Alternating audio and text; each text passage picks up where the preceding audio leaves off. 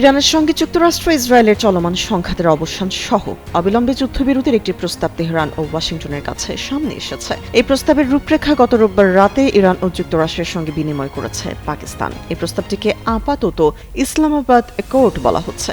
প্রস্তাবটি সম্পর্কে অবগত একটি সূত্র সোমবার রয়টার্সকে জানিয়েছে, পাকিস্তানের সেনাপ্রধান ফিল্ড মার্শাল আসিম মুনির গতকাল রাতভর যুক্তরাষ্ট্রের ভাইস প্রেসিডেন্ট জেডি ভেন্স, মার্কিন বিশেষ দূত স্টিভ উইটকফ এবং ইরানের পররাষ্ট্রমন্ত্রী আব্বাস আরাকচির সঙ্গে যোগাযোগ চালিয়ে গেছেন। সূত্রের বরাত দিয়ে রয়টার্স প্রস্তাবটির কিছু বিষয় উল্লেখ করেছে। সেখানে বলা হয়েছে, চুক্তির প্রস্তাবটিকে আপাতত ইসলামাবাদ অ্যাকর্ড করা হচ্ছে।